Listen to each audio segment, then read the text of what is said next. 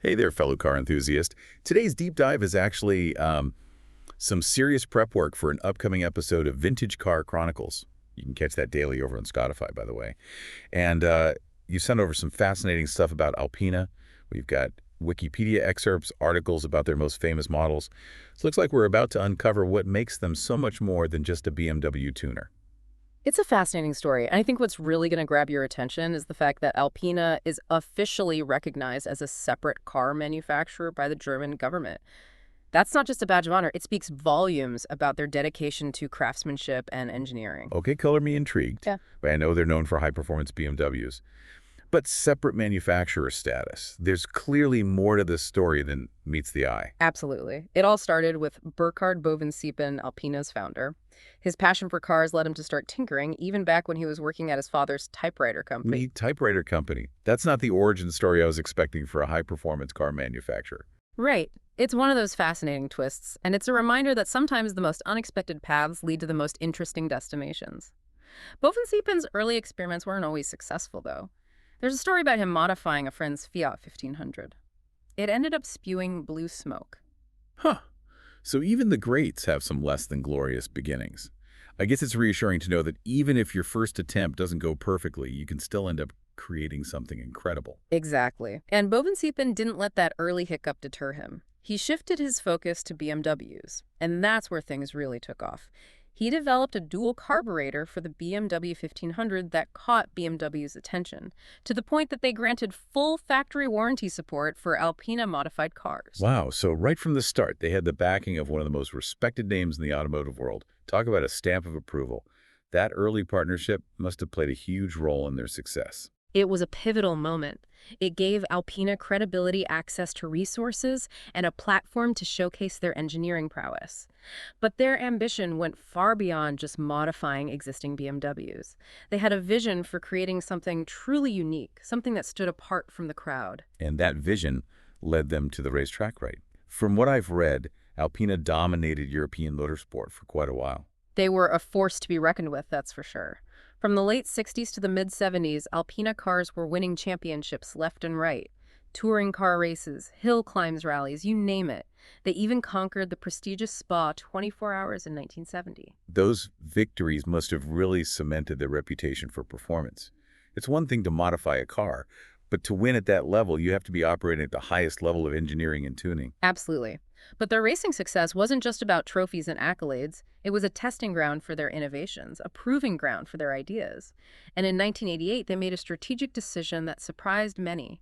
They withdrew from racing altogether. Wait, they walked away from all that success. Why would they do that at the peak of their game? Because they had a bigger goal in mind, to become a recognized car manufacturer in their own right. They saw an opportunity to take everything they'd learned on the racetrack and apply it to crafting truly exceptional road cars. Cars that delivered both exhilarating performance and refined luxury. So it was less about abandoning racing and more about evolving their focus, channeling their expertise into a new arena. That makes sense, especially when you consider their ultimate goal of becoming a standalone manufacturer. Exactly. And that shift marked the beginning of a new era for Alpina, one that would see them establish themselves as masters of a very specific type of automotive experience.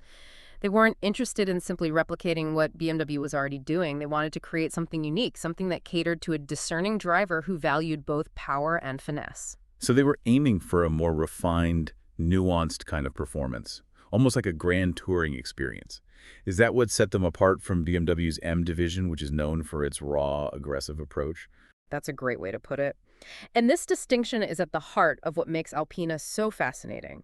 Where BMW M focuses on pushing the limits of sportiness, Alpina prioritizes smooth power delivery, high torque, and a driving experience that's both exhilarating and comfortable.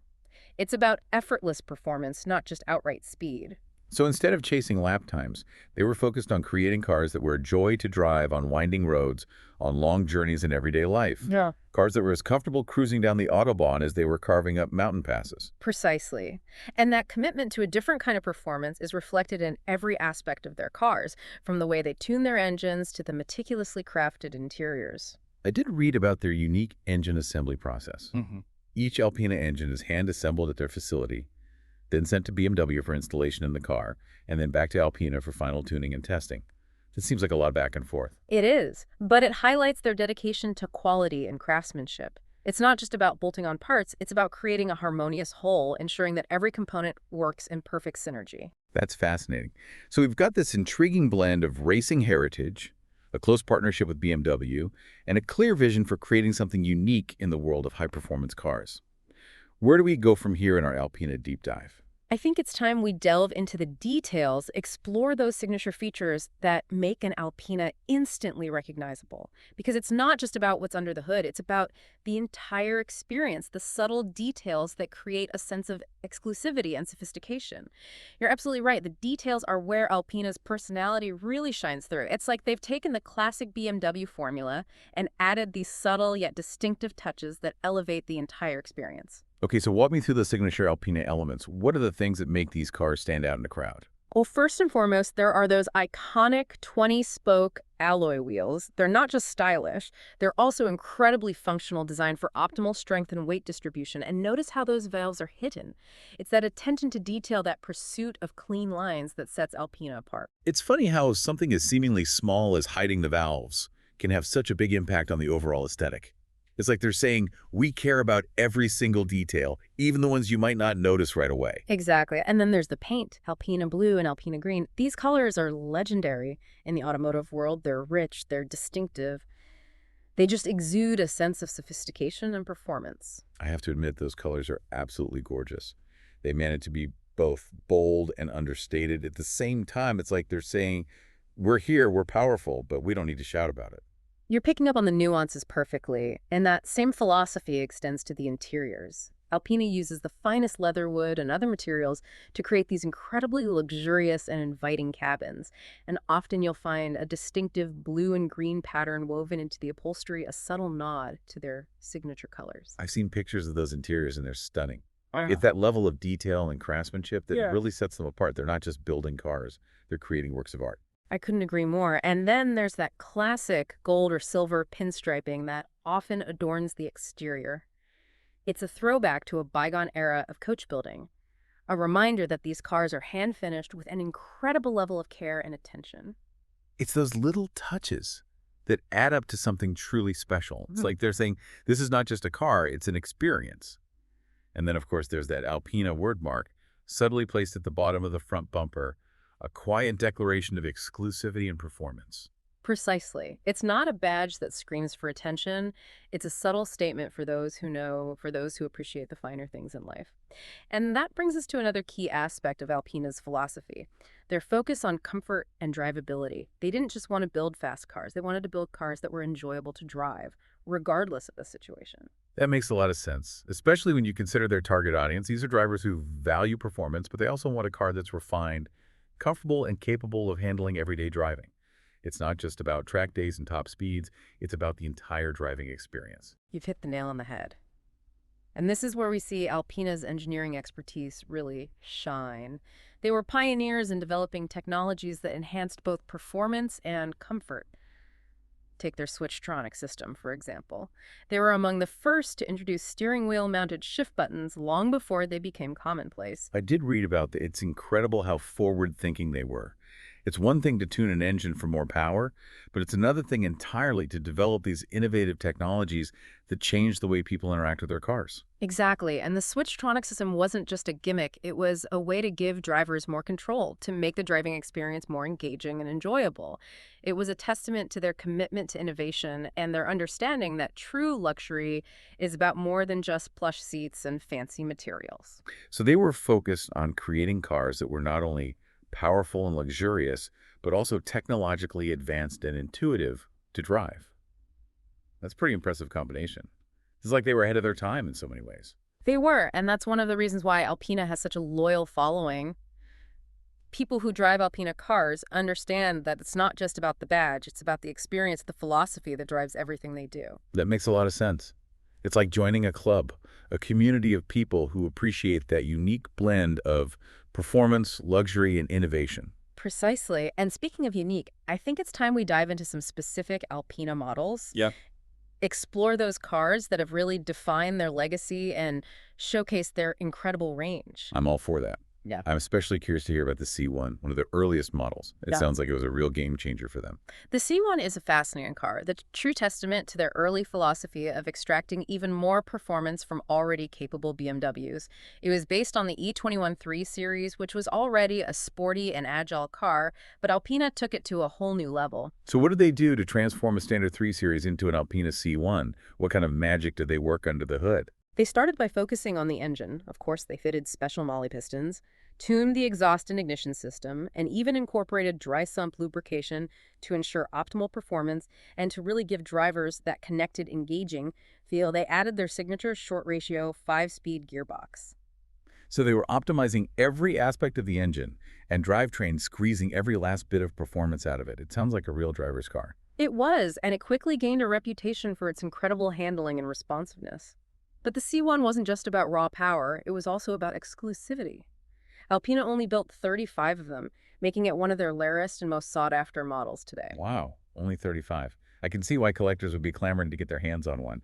It's a piece of automotive history, a testament to Alpina's early brilliance. Absolutely. And the C1 was just the beginning. As BMW continued to evolve its lineup, Alpina followed suit, constantly innovating and pushing the boundaries of performance and luxury. Which leads us to the E30 Alpina B6 3.5, a car that really captured my imagination. The idea of taking BMW's Big 6 engine and dropping it into the E30 platform, that's just brilliant. It's like they took an already great car and turned it into something truly extraordinary. It was a stroke of genius. And remember how we talked about those Japanese enthusiasts who had to settle for the B6 2.7 due to emission regulations? They were essentially getting a detuned version of this beast. It just goes to show how Alpina was always navigating those technical challenges while staying true to their performance goals. I can only imagine the frustration of those Japanese enthusiasts knowing there was an even more powerful version out there. But I guess it also speaks to Alpina's commitment to meeting the specific needs of different markets. Absolutely. And the B6 3.5 was a true testament to their engineering prowess. It wasn't just about dropping in a bigger engine. It was about ensuring that the car could handle that extra power, that it was balanced and refined, and with the top speed of 250 kilometers per hour, it certainly didn't disappoint. That kind of speed, especially back in the day, must have been mind-blowing. It's like they were rewriting the rules of what a performance sedan could be. They were, and they weren't afraid to push the boundaries even further. Which brings us to one of their most iconic models, the Alpina B10 Biturbo. This car was an absolute game changer, a true performance icon. The B10 Biturbo, Right. the one that held the title of the world's fastest production sedan for a time. Now that's a car I want to hear more about. Just how fast are we talking here? Hold on to your hat, because this car was a rocket. It clocked a mind-blowing 290 kilometers per hour, a feat that was unheard of for a sedan back then. 290 kilometers per hour. That's just insane. I can't even imagine what it would feel like to be behind the wheel of a car going that fast. That must have been an absolute thrill ride. It was, and it's a testament to Alpina's ability to not only extract incredible power from their engines, but also to ensure that their cars were stable and controllable at those speeds. They were pushing the limits of what was possible, and they were doing it with style and precision. So they had the power, they had the speed. But what about the handling? How did the B10 Biturbo perform in the corners? That's where Alpina's racing heritage really came into play. They knew that raw power was nothing without control, so they paid meticulous attention to the suspension brakes and even the aerodynamics to ensure that the B10 Biturbo handled as well as it accelerated. So it was a true driver's car, capable of delivering both exhilarating straight-line speed and precise, confident handling. It sounds like the ultimate package. It was, and it solidified Alpina's reputation as masters of high-performance sedans. But they didn't stop there. They were constantly exploring new avenues, new ways to push the boundaries of automotive performance, and that led them to an unexpected realm, the world of diesel. Diesel, that's an interesting twist. I wouldn't normally associate diesel engines with high performance. What prompted Alpina to go down that road? At the time, diesel engines were gaining popularity for their fuel efficiency, but they weren't exactly known for their performance. Alpina saw an opportunity to change that perception, to show the world that diesel could be both economical and exhilarating. So they were basically setting out to prove that diesel didn't have to be boring.